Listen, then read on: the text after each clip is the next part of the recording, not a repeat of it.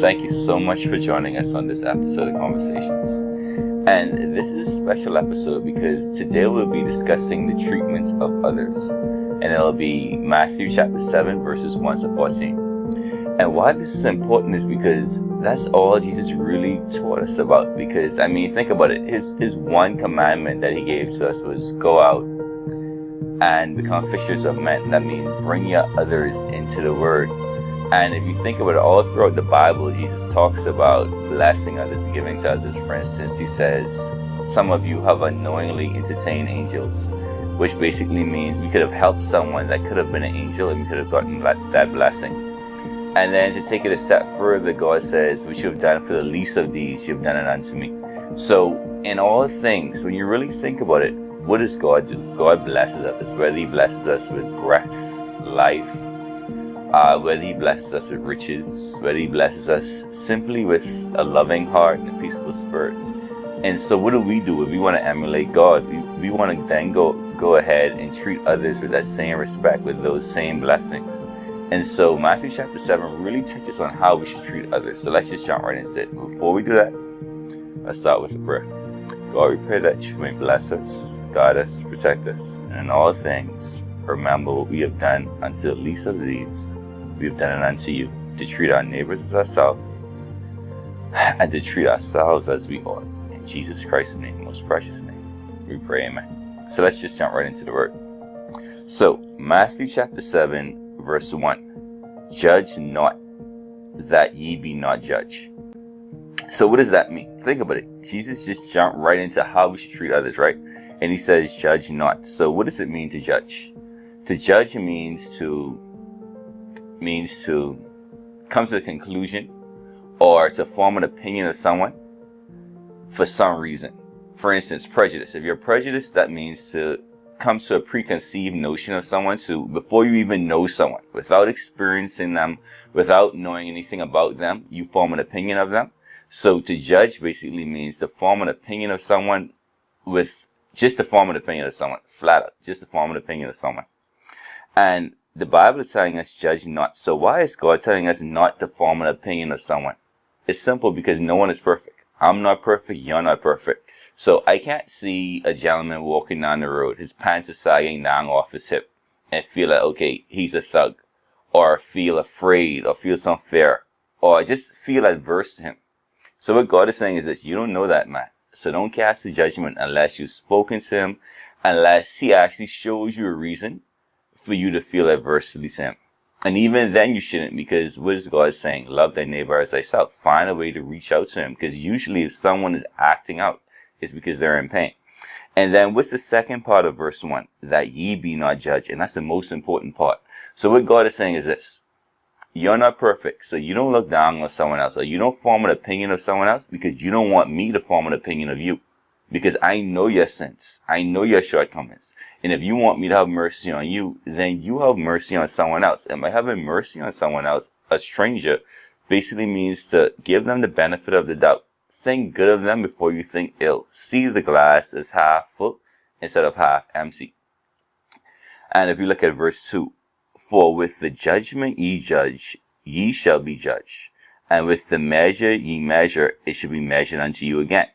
So what is God saying in verse 2? You shouldn't judge, because however you look down on someone, I will do the same to you. So what God is saying is, if you judge someone and simply say, because, well, it's the middle of the day on a Monday and they're in their own clothes, so you look at them and say, they probably don't have a job. Or if someone comes next to your car, you're basically thinking, he's probably going to beg me for money, so I'm just going to turn my head or turn up my window. What God is saying is, don't look down on someone else, because even if they're coming to you to beg, that could be an angel in the sky. So I want you to give that blessing to. I want you to show that love to, so then you could get a blessing from me. And then God is saying, but if you turn your back toward the poor, then I will turn my face from you. And that's what it's saying here in verse 2. And it's saying, with the same measure, it should be measured unto you again.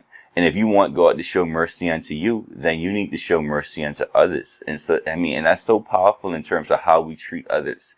It's just simply saying, look at everyone as an angel. Look at everyone as a potential blessing. Look at everyone as the face of God. And that's really what it means to see God, to be able to look at someone else and see the good in them, the same good that God sees in us. So verse 3, and why beholdest thou the speck that is in thy brother's eye, and considerest not the spike that is in thy own eye? So what's a speck? A speck is, let's say, a speck of dust. So God is saying, why are you looking at the speck of dust that is in someone else's eye, but not looking at the spike? Spike, let's think of it as a thorn. The thorn that is in thy own eye. So what's worse? To have a speck of dust in your eye, or to have a thorn in your eye? So what God is saying is that when you look at someone else and you judge them, which basically means you form an opinion of them based on whatever reasoning you have, even if you look at someone and you say, you know what, this guy, he's out here in the middle of the day, he's begging for money. He could at the very least go and wash cars. He doesn't have to be begging. What God is saying is this: you don't know his story. He could have come from really horrible circumstances. Right now, he could be having pain. He could be walking around sick with AIDS, with diarrhea. Like, you don't know what sicknesses he has. So you could be saying, oh, well, maybe he could do X, Y, Z. He could go and mow lawns. But you don't know if he's terminally ill with cancer. I've seen people who had cancer and they had to spend over $100,000 to get better. So you don't know what he's going through. He may not be able to afford his own medication. He could be bipolar. So you don't know his story. And so when he comes to your car and he asks you, hey, can I have $1, brother? Lend me a dime. And you look down on him and you're saying, that's a big, strong man. You don't know him. You don't know his story. You don't know his history. So don't judge him. If you don't want to give him your money, that's fine. That's your money. You can keep it. But at the same time, don't look down on him. Don't feel angry at him. And don't feel angry at the world and say, oh, why doesn't he just go out and work? And so that's what God is basically saying here. God is saying, hey, you may have, or you may see the dust that is in his eye, but you don't even realize that you have an entire beam, that you have an entire thorn in your eye, because you're looking down on him, but he isn't looking down on you. So who's better, him or you? Someone who could beg because they need something, but not look down at you, or not hate you because you have more than him, or you who have, and because he's begging, you look down on him and you feel averse toward him because you feel like he should be going out and doing something else with his life. Who are you to judge him? And so that's what God is saying here. And then in verse 4, or wilt thou say, or how wilt thou say to thy brother, let me pull the speck out of thine eye, and behold, there is a beam in thy own eye. So what God is saying, he's going to step further. So what God is saying, all of you self-righteous people who quick to say, you know what, why you don't go get a job? Or to sit this man who beg you for money, sit him down and really counsel him, and for you to just go there and dig into him. Now, I'm not saying that you shouldn't counsel. I'm not saying that you shouldn't help. But what God is saying is have mercy, because you don't know his story. Whenever you do this, do it out of the righteousness of your heart. Don't do it because you're frustrated. Don't do it because you felt self-righteous. Don't do it because you believe that you're better than him and you could teach him, because you don't know his story. By hearing his testimony, he may teach you. So God is saying, look in and of thyself, and always approach everything in a humble manner, in a given spirit, so that God then doesn't judge you. And that's the most important thing. The one thing you never want in life is for God to look down on you. And then if we read verse 6, give not what is holy unto the dogs, nor cast your pearls before swine, lest they trample them under their feet, and turn again and rend you. So what does that mean? So just now about judging, what God was teaching us is not to form an opinion of others. Now when we look at verse 6, God is teaching us how should we treat ourselves. So we know we shouldn't judge others, but how should we then treat ourselves? And what God is saying is, give not what is holy unto dogs. That means don't give your blessings, don't give the best of you to people who don't deserve it. And that's what the dogs are. And I'll give you an example. Let's say you're a young girl.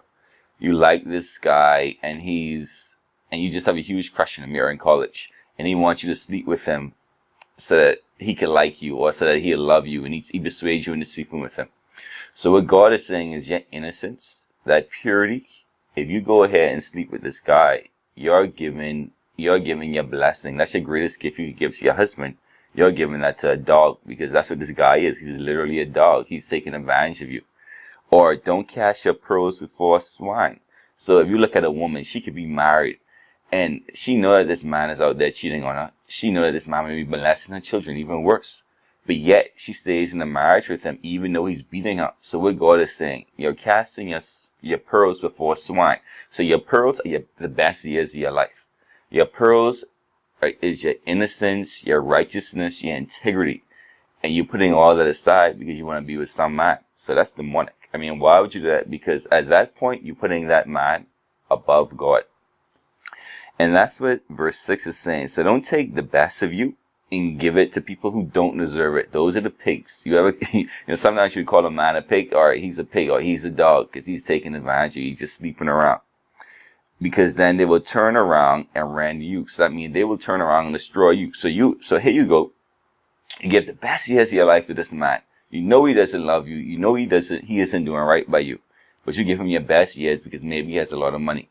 Or maybe he's some politician. Or maybe he's influential. And then after 4, 5, 6 years, he turns around and divorces you. Or he turns around and gives you some venereal disease because he's sleeping around. So what God is saying is this. You have to love me more than you love him. And that's why God says, leave thy father and mother and follow me. That's why God says, if your right hand causes you to offend, cut it off.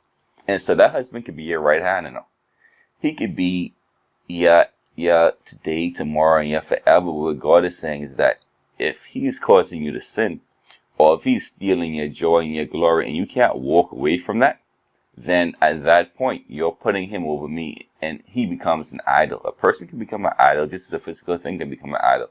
And at that point, you've lost, or you've given away your riches and glory. You've given away your relationship with Christ to have a relationship with man. And so in doing that, you treat yourself negatively. And that's very important. So first we look at how do you treat others? And that's not to judge. And definitely not to prejudge, because that's prejudice. And then how do you treat yourself? You don't take the best of you and give it to others. You take it and give it to God. And so now verse 7. Ask and it shall be given to you. Seeking you shall find. Knock and it shall be open unto you. So what is God saying here? And this is very important, because if you look at verse 8, it goes again. For everyone that asketh receiveth, and he that seeketh findeth, and to him that knocketh it shall be open. And a lot of preachers love to talk about money here, and that's demonic, because it's not about money. Now, I'm not saying that if you ask God for riches or you ask God for wealth, it wouldn't be granted to you. But that's not the focus of what God is saying here. So I'll read it again. Verse 7, because again, this is how you should treat yourself. God is telling you what should you ask for. And if any preacher comes to you and say, hey, you should ask for money because God doesn't want you to be poor, that's demonic in nature. What God is saying is this. Ask and it should be given to you. Seeking you should find. Knocking doors it should be open. God is talking about wisdom. And I'll tell you what. If we go to Samuel, let's read Samuel. And it's a very important book in Samuel. If I could just find it. I should have had it marked, but I'm going to find it for you. Okay. If we read Samuel, actually this isn't Samuel. This is Kings. So this is 1 Kings verse 2. No, 2 Kings. Actually, hold on. 1 Kings 2. No. 1 Kings chapter 3 verses 5. So we go to 1 Kings chapter 3 verses 5. Let's read what Solomon asked God for. And this is important, because if God is saying, seeking you should find, knocking doors shall be open to you. So what is it that God wants us to ask for, if not riches? And it's right here in 1 Kings chapter 3, verses 5 to 15. So listen. In Gibeon, the Lord appeared to Solomon in a dream by night. And God said, ask and I shall give thee. So remember now, Solomon is king, and Solomon was the wisest man in the world and the richest man in the world. But how did he become so wise and so rich? And so here is where God comes to him in a dream, and I'm going to read the dream for you. And just to provide context, if you don't know, Solomon is the son of David, who became the king of the world, the richest man who ever lived. So listen, in Gibeon, the Lord appeared to Solomon in a dream by night, and God said, ask what I shall give thee. And Solomon said, thou hast shown unto thy servant David my father great mercy, according as he walked before thee in truth and in righteousness, and in righteousness of heart with thee. And thou hast kept him this great kindness, that thou hast given him a son to sit on his throne. And it is this day. And now, O Lord God, thou hast made thy servant king instead of David my father. So he's saying that after David, you have made me king. And I am but a little child. So he was only 12 or 13 at this point. And I know not how to come or go in. So he's basically saying, I'm but a young child, but yet I'm the king of millions of people. And so verse 8, and thy servant is in the midst of thy people, which thou hast chosen, a great people, that cannot be numbered or counted for multitude. Give therefore thy servant an understanding heart to judge thy people, that I may discern between good and bad. For who is able to judge thy so great a people? And the speech pleased the Lord that Samuel had asked this thing. So here we have a child, only 13 years old. His father was a king, now he is a king. God came to him in a dream, and God said, ask of anything of me, and I'll give it to you, because God looked and saw that the child was holy, and he truly loved God. And so God said, ask me anything, and I'll give it to you. And Samuel said, what I want from you is wisdom. I want the ability to judge your people. And remember what we just read. We just read, thou should not judge. So the key to this is, Samuel didn't even want to judge these people enough. But he said, God, because you made me king and I have to judge them, then you need to give me the ability to judge them correctly with righteousness. And then, of course, it says that in verse 10, this pleased God, because Samuel could have asked for anything. But yet he asked for the ability to judge God's people, because he's saying, God, if you've given me a place of honor, if you've given me a place of great responsibility, then give me a place whereby I could do right by you and by the people that you love. And listen to what God says, verse 11 and 15. And God said unto him, because thou hast asked this thing, and hast not asked for thyself long life, neither hast asked for riches for thyself, nor hast asked for the life of thy enemies, but hast asked for thyself understanding to discern judgment. Behold, I have done according to thy words. Lo, I have given thee a wise and an understanding heart, so that there was none like thee before, neither none like thee shall arise. And I have also given thee that which thou hast asked, but riches which thou hast not asked, but riches and honor, so that there should be among the kings, not be among the kings any like thee for days to come. And if thou wilt walk in my ways, to keep my statutes and my commandments, as thy father David did walk, I will enlighten thy days. I will lengthen thy days. And Samuel woke, and behold, it was a dream. So what happened here? What God is saying is this. Because you didn't ask me for riches, because you didn't ask me for honor, because you didn't ask me for glory, instead you seek riches in heaven, which is to do right by others, basically how you treat others. You wanted to judge others in righteousness and holiness, and not to do wrong by others. I will give you riches and glory. And I'll give you an example. Right now, you may have lawyers, you may have magistrates, you may have government officials, politicians who pervert justice, who are willing to take money from criminals in order to enrich themselves, but do wrong by the people. You may have magistrates who are putting laws and taxes onto people, because this is what let's say the entrepreneurs, the rich people in the country want, but yet it's putting a burden on the people. So what are they doing? They're sacrificing their pearls and giving it to swine just to enrich themselves. So they're getting rich here on earth, but they're poor in heaven. But if you look at what Samuel did, Solomon, if you look at what Solomon did, Solomon said, you know what, God, I'm not praying for riches. I'm not praying for length of days. I'm not praying for the heads of my enemies. What I'm praying for is that you may bless me with the ability to judge correctly, to not take bribes, to not go ahead and create laws that are going to put burden on the people just to enrich my own pockets, to not become a slave of money, but a slave of Christ. And God said, for that, I will not only give you wisdom, but I will give you riches and honor. And so, if we go back to verse 8, for everyone that asks receiveth, and he that seeketh to him, the door shall be open. So what God is saying is this. If you ask me for wisdom, if you ask me for the ability to do my will, It's impossible for me to reject you because it's right here in my word. And then God goes further, verse 9. Or what man is there, if his son asks for bread, will give him a stone? So God is saying, if your son, who you love so much, your earthly son, asks you for something, and it's in your ability to give to him, which of you wouldn't give it to your son? That's your own flesh and blood. So of course you're going to help him. Or if your son asks for a fish, will he give him a serpent? If then, you being evil are able to give good gifts to your children, how much more will your Father which is in heaven give to them that ask him? So what God is saying is this: I will give you riches, I will give you honor, I will give you wisdom, as long as you do it all to glorify me. And to prove this, God is saying, you're evil. The men and women here on earth, we're evil, and it's just for the fact that we're sinners. We try to be good, and we try to pray. Of course, we go to God with humility, and we ask forgiveness for our sins. But inherently, we're evil. We were born in sin. So what God is saying, if we being evil could do right by others, then think how much more God could do for us. Because not only is God perfect, not only is God sinless, but God is almighty. So I mean, he could do anything. And so why doubt God? And then verse 12, the golden rule. Therefore, all things whatsoever ye would that men should do to you, you should do even so to them. For this is the law and the prophets.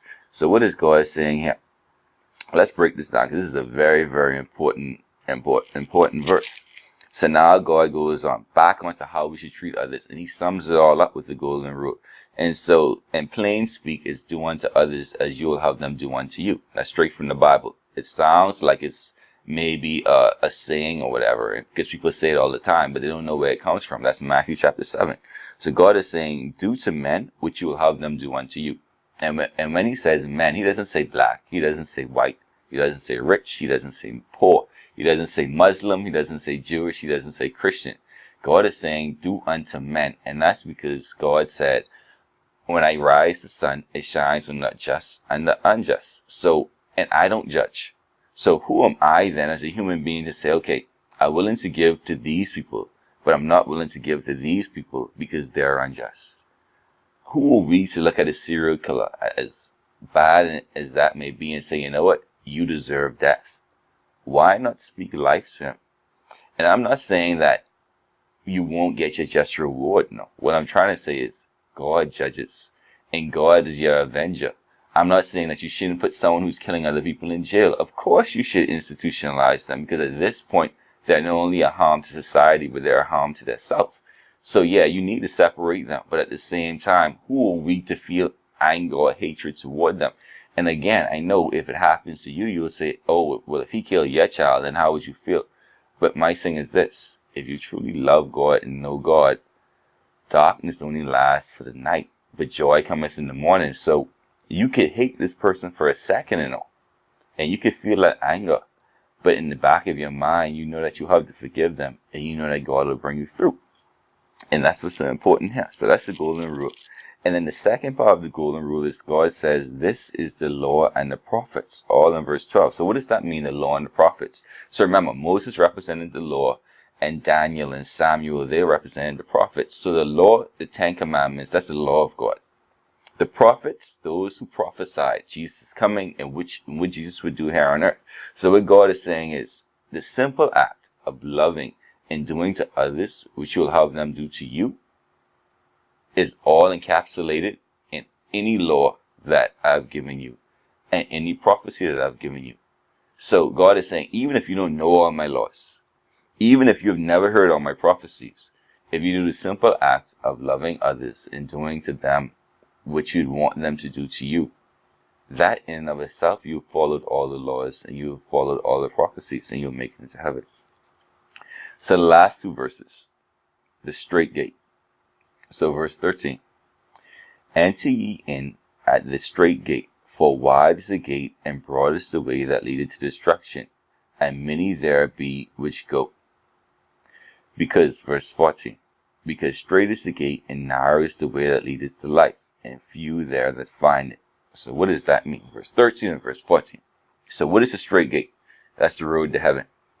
And what is God is saying? Broad is the road that leads to destruction. So God is saying, hey, if you care about the things that are on earth more than people, so if you care more about money than people, if you care more about your job than your family, if you care more about your car than that man on the side of the road, if you care more about sending your children to private school than putting collection in church to help others, if you care more about your own small family than your broader family, if you care more about yourself than that child you may have had that you don't acknowledge, if you care more about the things of this world, the money, the cars, the clothes, instead of trying to put a roof over your family's head, if you care more about having parties or showing others what you have, instead of taking that same money and giving it to a family member in need, if you're not willing to sacrifice something as small as money, and I use money because that's usually the root of all evil.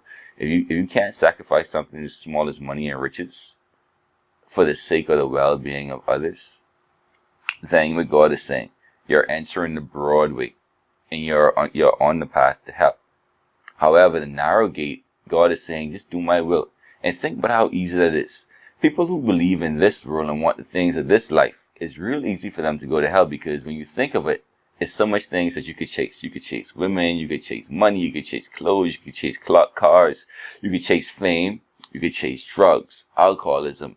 You could chase just a hedonistic lifestyle where anything that makes you happy, that's what you do. And that's why it's a demonic doctrine that says, do as thou wilt, which is do your own will. So one day you find yourself sleeping with women, the next day you find yourself sleeping with men, the next day you find yourself sleeping with men and women, having threesomes. I mean, it's so much things that you could do and get involved with. And you see your life taking this dark path until eventually you destroy yourself. You contract a venereal disease, you get AIDS, or you end up getting hooked up with the wrong company, you decide to take drugs.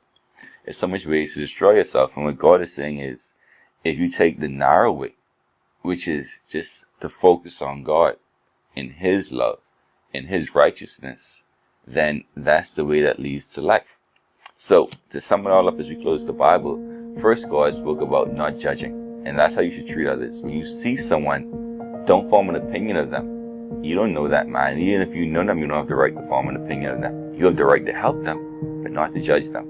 And then God says, and this is how you should treat yourself. Don't cast your pearl before swine. Don't take the best of you and give it to others. And then God says, so how do you get into heaven? You treat others the way I would treat you, and the way you would treat others is the way you would treat yourself. And that's what is encapsulated in being a good Christian and being a good disciple. So, as we come to an end, thank you so much for listening.